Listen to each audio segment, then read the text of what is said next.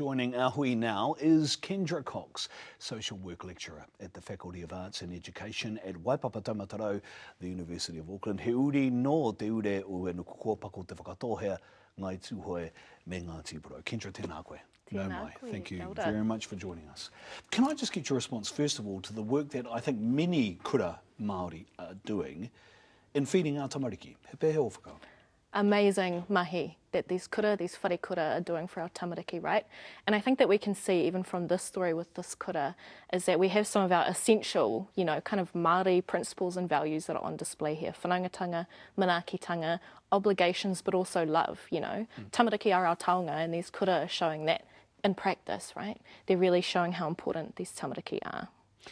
We are told, and we hear the government's focus is on improving literacy, raising test scores, yet we know that tamariki, and not just ours, actually, many tamariki across Aotearoa are struggling to learn because they're hiakai.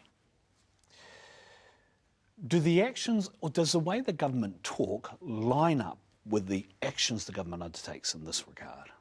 E kao, and great question, because I think this really shows the limits of the government's political rhetoric. On the one hand, they're saying that they care about all of these things, right? Literacy, absenteeism, math scores. But on the other hand, we know that one of the most important things that we can do for our whānau is to feed these kids, eh?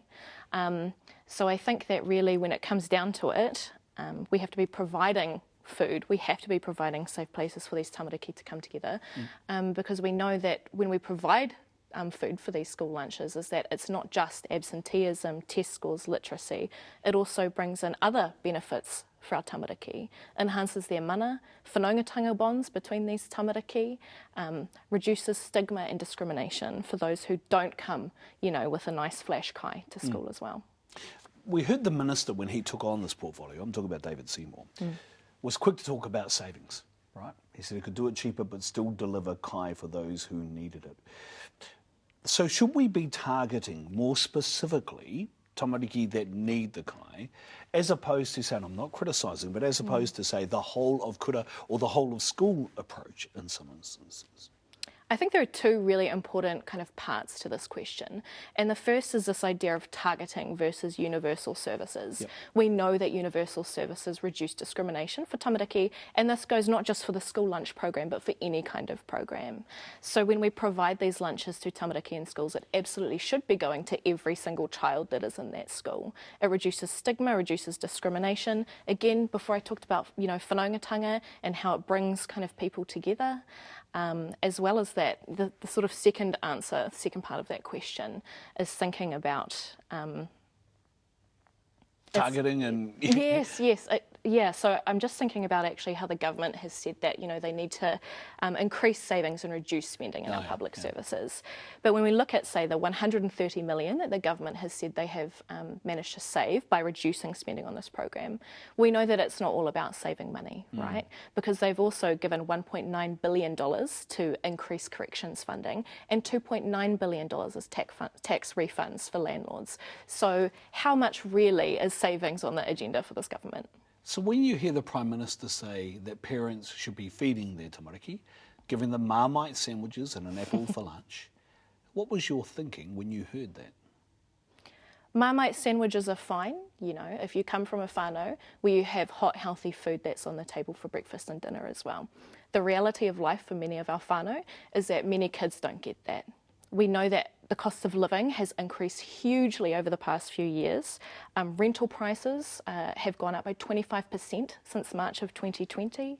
We have more whānau that are in receipt of a main income benefit now. 12% it's gone up in the past year, December 2024 versus December 2023. Times are very, very tough for whānau. So is the Prime Minister simply completely disconnected and out of touch with the reality of the situation for many families in Aotearoa now? Yeah, disconnection is one part of it, right?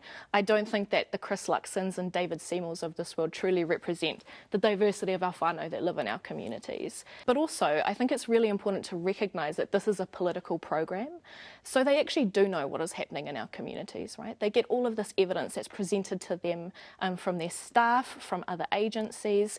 They had the State of the Nation report from the Salvation Army wind up on their desks, a couple of months ago, which showed that 25% of all families that have a child in Aotearoa experience food insecurity, which means that these whānau are saying that they go without food sometimes or often.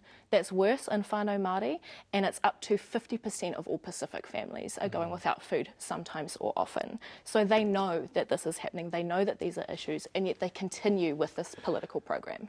The political program also includes things like non-financial sanctions, particularly for benefit holders, for beneficiaries. As a social worker, what do you make of that approach? Yes. Benefit sanctions. We know from research that's been done in Aotearoa and worldwide that these absolutely do not work to support people into mahi. All that they do is they drive people further into poverty, they make people disconnect from welfare services, they don't actually do anything positive. There was huge research that was done in the UK after the global financial crisis, which really showed the only thing that helped was jobs, having jobs right out in the community.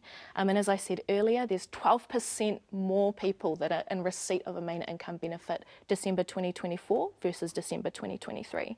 This is not a case of people not being able to work. Those who can work often want to work, but the jobs are not there. But there will be, and given that supposedly the economy has turned around, that's the latest reports, that the policy of retrenchment seems to be helping the economy. That's what the narrative would suggest from commentators. Is that the case? Or are we in a situation potentially where we are putting beneficiaries in a much worse position than they were previously? Aye, tika. Yes, 100%. As much as they might call them non-financial sanctions, you know, in terms of money management, where say up to half of a person's income from their benefit might go specifically to pay rent, we know that that does not leave enough to cover, you know, everything else. First of all, oftentimes it won't even cover a person's rent. The median rent in Auckland is over $600. But also it means that people aren't able to pay their power bill. You know, people aren't able to put food on the table. It's definitely illustrative of the kind of war on the poor that this government has been engaging in. Final question. Is there any evidence supporting the government's current approach? Because it seems from talking to you that the evidence suggests otherwise. Exactly. There is no evidence to support the government's current approach in terms of benefit sanctions.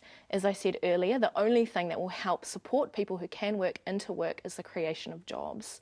And even going back to the school lunch issue, you know, we had jobs in communities, we had jobs that people were proud of in terms of putting food on the table for these tamariki. So we can see again that it's not really about jobs, it's not really about saving money, it's a specific political program that this government is engaging in a war on the poor. Kendra, tēnā koe. Kia ora. Thank you very much for your time. Really appreciate your presence on the program. Kia ora Tēnā mai. koe.